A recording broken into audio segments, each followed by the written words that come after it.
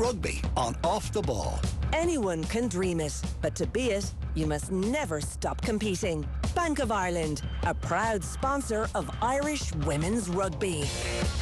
Welcome along. It is the World Cup Show. It is the week before the quarterfinals, last round of the pool stage. This time, at least Ireland know they're qualified before they play against the Black Ferns, the reigning World Cup champions. But they meet to decide who's going to top Pool C in Brighton on Sunday afternoon. The World Cup Show here on Off the Ball is with thanks to Bank of Ireland, a proud sponsor of Irish rugby. Never stop competing. Former Ireland back row Anna Caplice is with us. Anna, how are you keeping? Good now, how are you? Not too bad. You're having all the fun though. You're over in England at the moment for this tournament, which is flying, it would seem. The viewing figures for the first weekend were incredible on the BBC and on BBC Two. And also the stadiums have been packed. The final is already sold out. What's the experience been like on the ground? It's been absolutely unreal. Like, I'm actually blown away myself with how... I was expecting it to be really good, but maybe I just couldn't envision what exactly that meant for a women's rugby. Like, it seems a bit straightforward, but, the variety of the crowd, the family atmosphere. I know people like that comes up a lot when you talk about women's rugby, but it's been so incredibly heartwarming. Just many, many moments that have just absolutely floored me, like, emotionally. And I know that's the same for a lot of people who've, been around a while that are seeing this kind of for the first time in the women's game. It's been unreal. And like, to top that off, like, there's many strands we could speak about there, but like, the rugby has been quality. Like, I've always been, like, real trying to get people into women's rugby and talking about women's rugby. And I know a lot of people have, and, and there's so much, investment gone into time and money gone into, like, promoting this. But like, then sometimes the quality hasn't been there. The quality is here.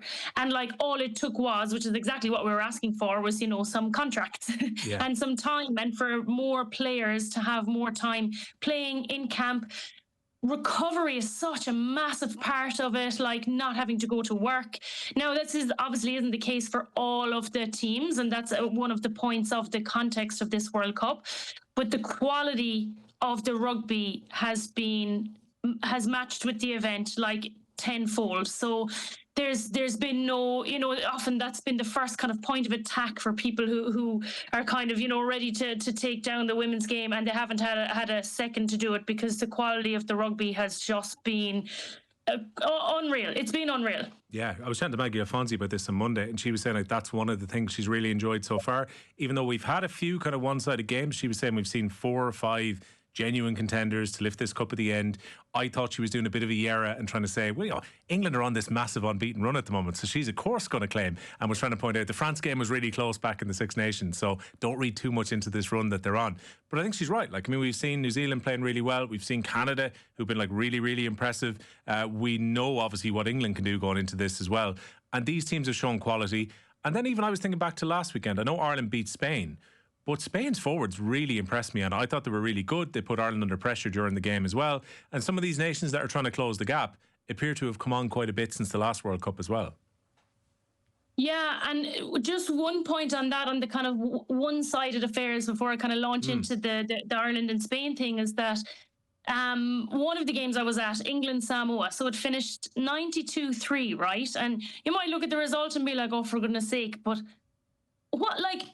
First of all, you're getting an absolute try fest, like, and tries that they had to work hard for as well. Like, nothing was given. Samoa were just, like, hammering them and just doing whatever they could. But, like, you're seeing super tries, like really creative tries out of England as well, because this is their, audition. And I'm using that word a lot because the pool stages can be like an audition series, for what's to come in terms of knockout or your bigger matches. But it was amazing. Sorry, I'm going to stop using the word unreal. I keep wanting to use it because it's just been so great. But so it was 92-3, right? That was the end score. Not one person left the stadium. Everyone was on their feet for every try. And when Samoa scored the 3 points, so they won a penalty off a scrum penalty against England, right? And this, like, this young girl who's like, she's like, third choice kicker in not the Brumbies, the Waratahs, I think, or is it the Brumbies? I'm actually confusing the teams now. She plays in Super Rugby, right? Third choice, because she's an international Samoan player, but lots of Aussie players and other players that are around that mark for those teams, So Justin says 32-meter kick and bangs it straight up into the crowd behind the uprights, and the whole stadium was on its feet. So those minnow games, even from the Men's World Cup, they can be super enjoyable for those reasons, because the underdog status. And it was one of the best moments of the World Cup so far, just the context of that, that a team like Samoa, who have full-time jobs, who aren't getting the support that they need at home, coming. And that's a real, when you look at those score lines, those big differences, that's the story that it's telling. And then you talk about Spain, I think as well that's our taintedness of the men's rugby world, which we're all fans of, and I've been following my whole life, that you'd think Spain, and you'd think, oh well, that has to be a gimme because Spain is not considered a rugby superpower. But Spain and women's rugby, they used to be in the Six Nations, they've always been in and around the top of European rugby until the layout of the Six Nations, they wanted to match the men's and women's tournaments. So they actually booted Spain out and invited Italy in. And Spain has always been, kind of suffering because of that then, because they could have been a Six Nations team all these years. But they're, they win European championships, and they've got this kind of, this blissful kind of well, we're Spanish and we know what we're at kind of a thing, instead of this hierarchy maybe that we might be guilty of. All Ireland, we're only, all little old Ireland, how could we fare against, New Zealand or Australia, or those big superpowers? We're actually Spain, just because they're out of that a little bit. They've got this lovely kind of blissful ignorance of where they should be, and I think that really showed.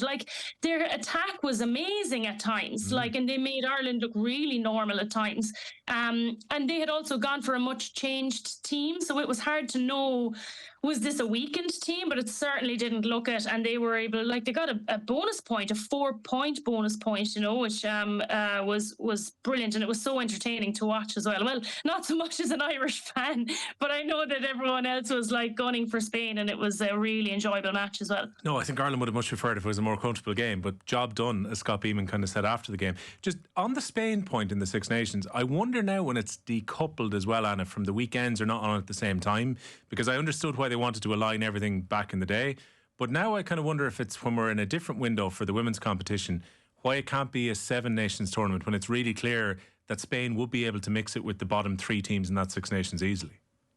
Yeah, it's a good point. I think it's something that will have to happen down the line. It's really strange because I played a season in Spain a couple of years ago, and people in the club are asking me, so do you think that, Spain will be left back into the Six Nations soon? As if this was something that they'd been talking about, or this is something that they believed was going to happen. And I was like, what? Who's telling you this? This is...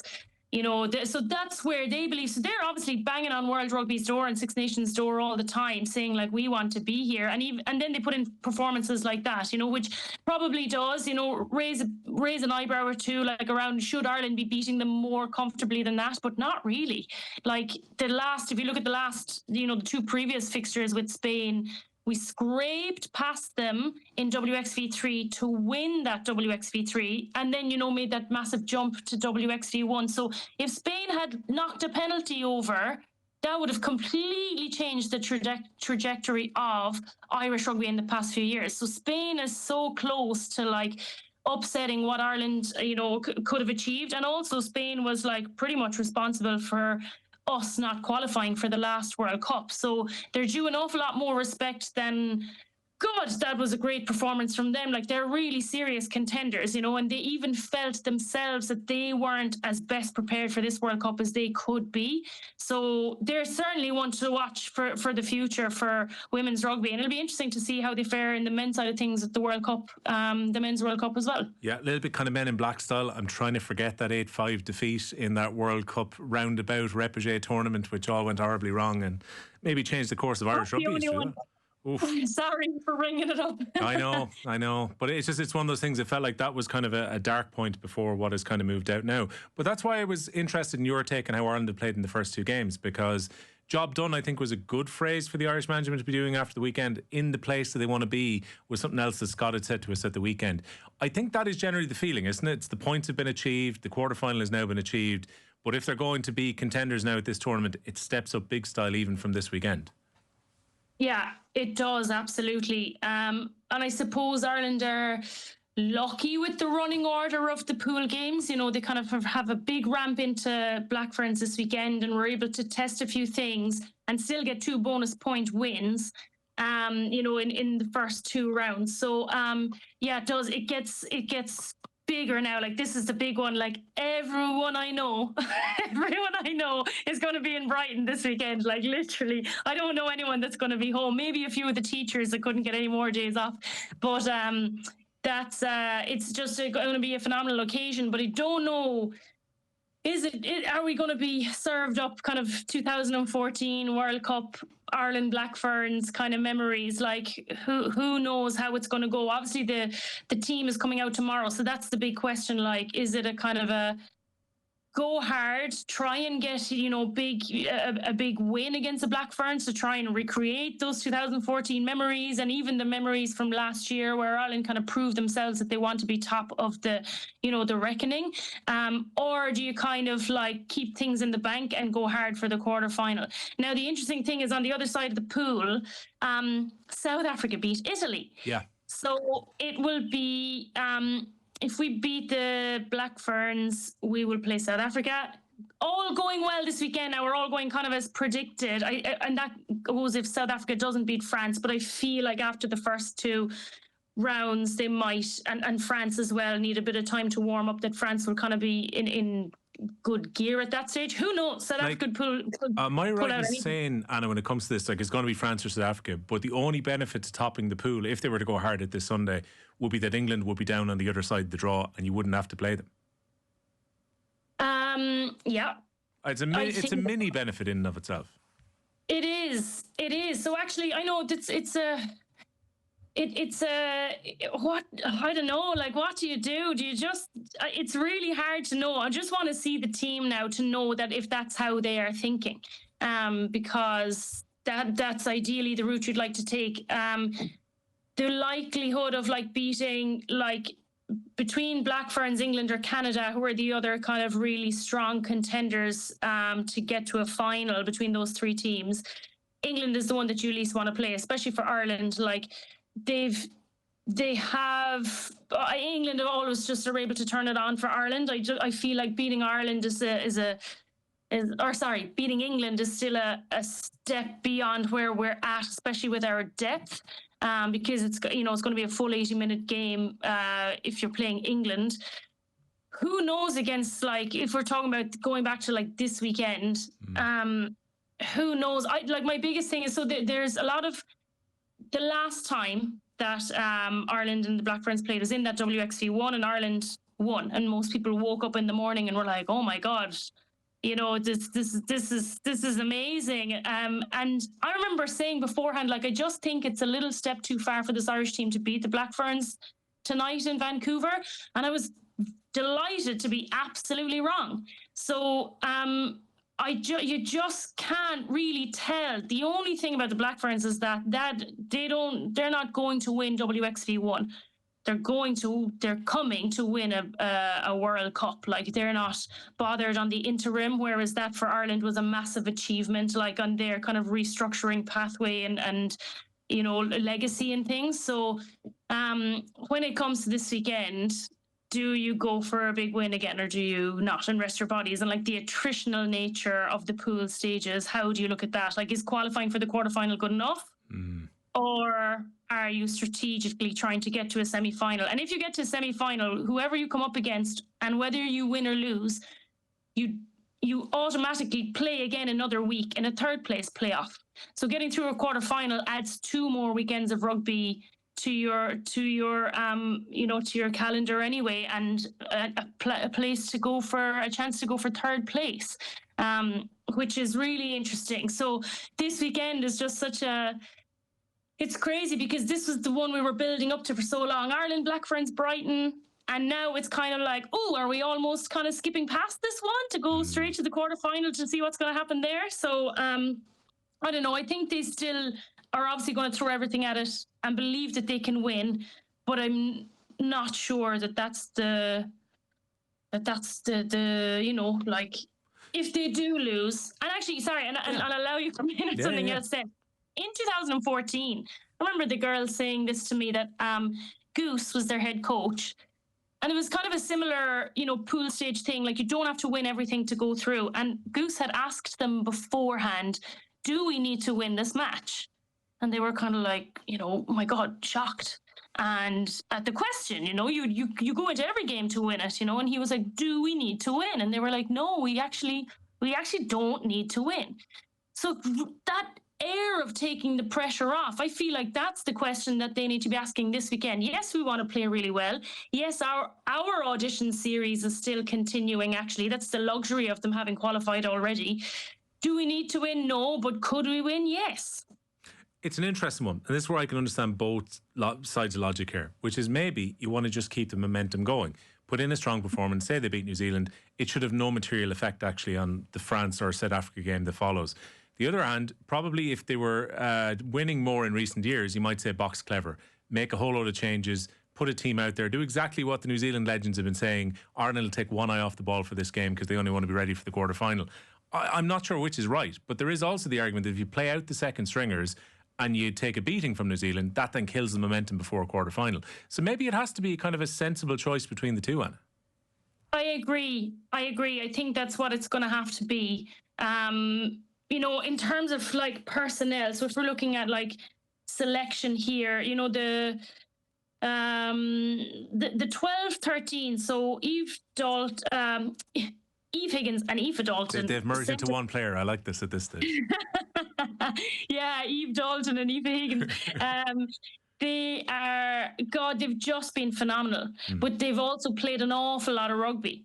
And we want them firing for a quarter-final. So maybe not, you know, maybe still like give them the start, but look to change them maybe a bit earlier, which Aoife Dalton has been, but Eve Higgins hasn't as much. Like, she's got a serious engine on her, but, you know, we can't expect an Eve Higgins in game 1 to be the same Eve Higgins in game 4 and 5, you know. So that's got to be managed. I really enjoyed like the front row and the battles through the pack, actually, you know, in swapping positions there between Spain and Japan, and you know, impact or like putting up your hand, and everyone's been putting up their hand, like which is what you want to Scott Beeman, as much of a headache as that is.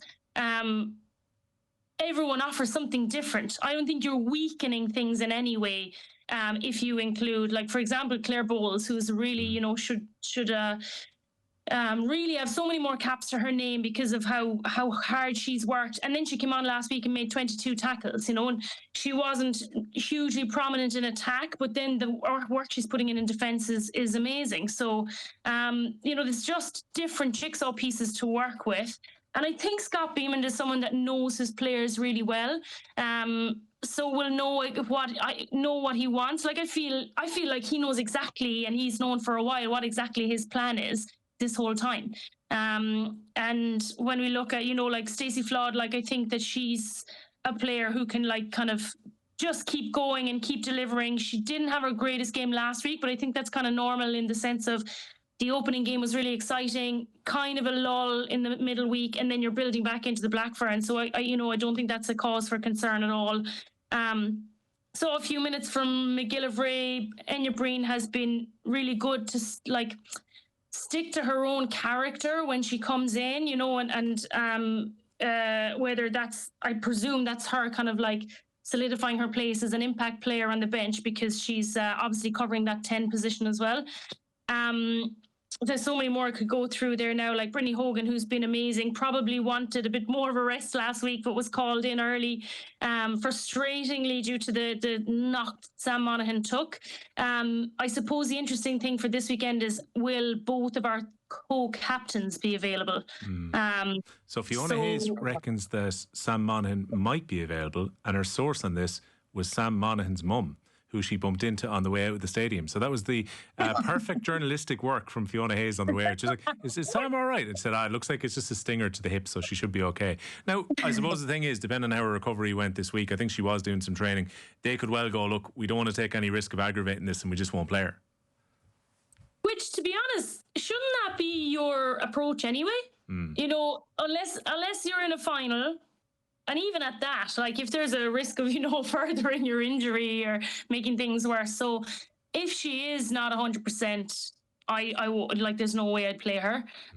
Same with Adele, but I do feel like their captaincy and their co-captain, it works best when the two of them are on the pitch together. And if that can't happen this weekend, it has to happen in a quarter-final. So they don't need that. And it's been nice for Amy Lee Costigan to have her the leadership handed to her as well. But that's something that the players need to manage as well, because I noticed last week that Amy Lee, who has to obviously come off her wing to speak to the referee when the forwards are causing trouble, that she needs to come in and speak to the referee. And there was a lot of kind of, will we do this? Will we kick for post, touch, whatever? And there was a lot of kind of ideas being picked up, and the ref's mic even between players. So that's the only thing that they need to manage if we don't have Sam or Adele.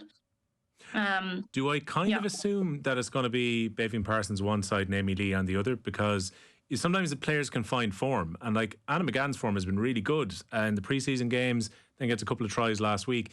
If I'm her, I'm thinking I've done enough here to get a start.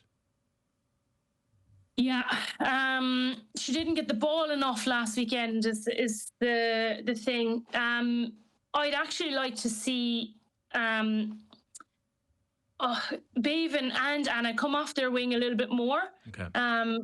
So I don't know if there's a kind of a message in training, that's what needs to happen, and who's shown that the best. But it does look like, I don't know, that the Japan squad was the Anna McGann as an impact player worked quite well.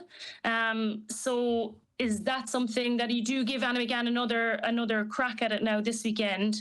I try to give her the chance to get on the ball a bit more, and then see if that's what would suit you against whoever you come up against in the quarterfinal. Alina Perry, a very unusual route to this team. We probably discussed it here on the show already. Has she kind of given a bit of food for thought as well with the way that she played last weekend? Definitely. She really put her hand up and got on loads of ball. Got a key turnover. I think I would be really happy to keep her as an impact player because of what Niamh O'Dowd brings in terms of speed of defence. And if you look back at that Black Ferns game, Niamh O'Dowd was a nightmare for the Black Ferns, an absolute nightmare. And she absolutely stopped everything that they were trying to do at source. So she was key in that victory that time. So I think that as well as Eleanor Perry has done, Niamh O'Dowd has also done enough to back that up in the meantime also. And the squad are really good around her at covering her defensive, because she shoots out of the line to put players under pressure, and the squad kind of is really good at reacting off her to cover that. And as much as Eleanor Perry was absolutely brilliant and couldn't really have done any more, I think Niamh O'Dowd is instrumental to this Irish squad. And just on New Zealand, we've had their legends trying to put the pressure on and say Ireland are going to play a dummy team or whatever else, and they're going to think about the knockout stages. Not to try and put you on the spot here to get you in trouble with anyone in New Zealand, but are we overlooking the fact that New Zealand could rest players here too? Yeah, I was thinking that today. Maybe, but they have had, if you look at their kind of, if you look at, they've had two almost complete switches of squads there, pretty much like Ireland. So actually, who is the starting team for either of these? Who are you actually resting if both squads have had change around? So at this stage, and I suppose it's been managed so far in terms of players' expectations, but at this stage, we actually don't know who it is that the coaches themselves see as the ones they're resting and the ones that they're, putting at the top or the bottom of their pile. I think it's another, that's the thing. Is it another audition weekend? Like for both teams? Probably, and we'll know. I'm saying we'll know when we see the teams, but do we even know at that stage? Like, I suppose the one thing that would be a signifier for Ireland is there's still a couple of players who haven't seen any game time at all or haven't seen any jerseys yet. So Nicole Fowley, for example, Maeve Deely, and Beth Buttimer, who's still uncapped as well. The thing is as well that if Ireland do qualify for a semi-final, so have another, and that's now 3 extra matches to play. You're going to have niggles and injuries, and like calling upon someone who hasn't been called upon yet. That's really difficult thing to do, to say, yes, I trust you in this game, even though I didn't trust you beforehand. 100%. Like, this is the last chance to blood someone without a knockout rugby game being on the line as well. Like, I think Buttimer's probably been brought for experience because she's still so young. But at the same time, if you are going to trust her to get on the field, you probably need to get some competitive minutes in this weekend. Yeah. So that could be the only time to do it. So whether that's a we're sending in a weakened side because we're already comfortable with who we're going to play in the quarterfinal, or is it like, no, we need her or whoever it is, to be ready for whatever we're going to come up against after this round. I suppose so. This was great, having big chats like the night before the team is called, and then tomorrow we could be eating our words in any way. But like, that is a really important thing, just to not have had game time so far can make the environment really difficult. That was like me in 2017. It was just a really hard place to be, and felt like I wasn't trusted. And then I underperformed when I got my minutes on the pitch because I felt like I wasn't trusted. So that's definitely something for him to manage and in the long run. I'm sure it's something he's thought through as well.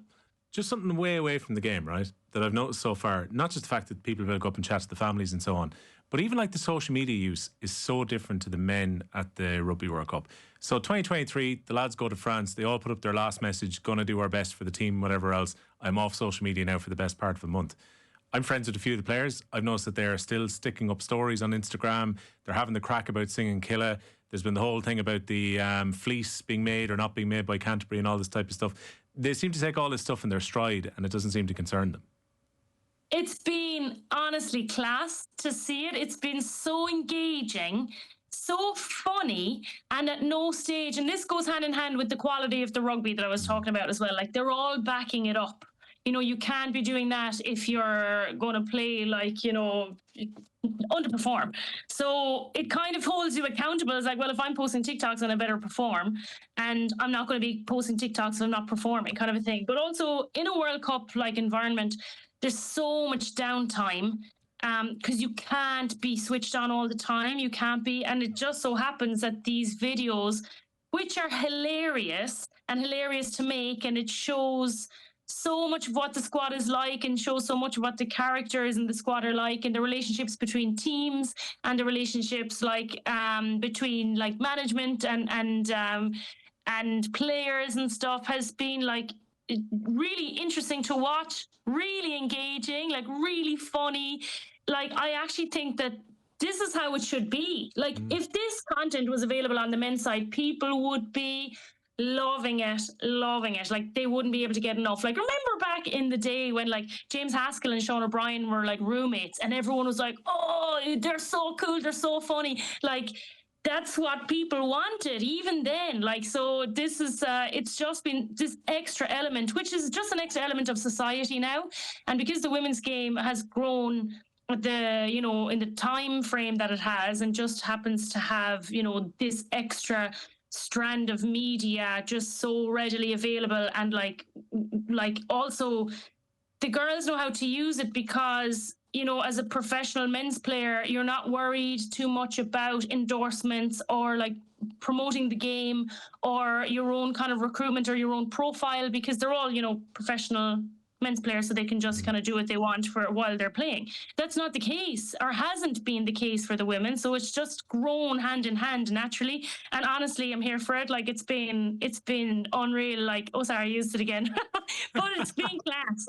It's been class. I like literally give us more and more, and it's hugely emotional. Like, did you watch Fiji on like their day off in the hotel, and they organized like a fashion show up and down, and they all just wearing their kit or whatever they had in their bags, like doing a fashion show walk, and they're all screaming and shouting. That is what you need when you're after losing 2 games, you're getting, you know, rubbish comments from home. You're like, that's what you need to put out there to show that it doesn't affect you, to bring you closer together. It's been amazing to watch, and there's so many examples. So like, I know the Irish girls are really good at it, but you've got to follow players from like USA, South Africa, Fiji, like the English girls are brilliant at it as well, Brazil. Like it's there's just so much brilliant content. Oh, for sure. And look, there's a huge market for it as well. We stuck up a thing about the fleece last week because our reporter Susanna Mullen was over. I think she asked Anna McGann about it, who was in the original video. And next thing, it just took off. Like, people are just interested in it. And I think it has been refreshing for people to get a peek behind the scenes, which you just don't see normally. And look, I'm sure as well, Anna, for players, right? If you're there, and whether you're winning or losing, you're going back to what is, I'm sure, a lovely fancy hotel room they're staying in. You're bored, just waiting around for the next session or whatever's going to come around. At least this fills the time in for you. It fills the time, and that's hugely valuable, because if you don't have something like that to kind of bring you together, you risk kind of going into your room and maybe spending a bit of time in your head that you shouldn't be. You know, you need to be with others, and then like obviously it needs to be balanced. But like, if someone texts you like, "Oh, we're going to make a video for something," like that's such an easy, quick way to get out of your room, out of your head. You have a laugh, and you're like bonding with your teammates. Like, so not only is it stops boredom, it stops a lot of potential other kind of runaway, like, oh, I'm not connecting with my team, or I've got no one to talk to, or, you know, just, you know, simple little details like that. Well, look, to use your phrase, I'm sure it's going to be an unreal weekend in Brighton. It's going to be incredible. You must be looking forward to it hugely. Quite aside from the rugby, Brighton's one of those great cities to actually go and visit as well. Yeah, I actually studied French in Brighton a long time ago. Nice. So I'm excited to go back. But Brighton and rugby upsets go hand in hand, you know. So we'll see. And it'll be just an amazing weekend, because obviously England and Australia are playing there on the Saturday night. So I don't know how everyone's getting there, but or where everyone's staying, but it'll just be a brilliant weekend, another brilliant weekend of women's rugby. They'll work it out. We've got a South African producer behind the glass at the moment. I can see the pain on his face. The minute you bring Brighton up, it sends him into a 1,000-yard stare. So he's happy enough the women's team are going well at the tournament, so it's balanced out across the chat. Anna, it's been great to chat to you as always. Thanks a million for joining us on the World Cup Show. Long. Rugby on Off the Ball. Anyone can dream it, but to be it, you must never stop competing. Bank of Ireland, a proud sponsor of Irish women's rugby.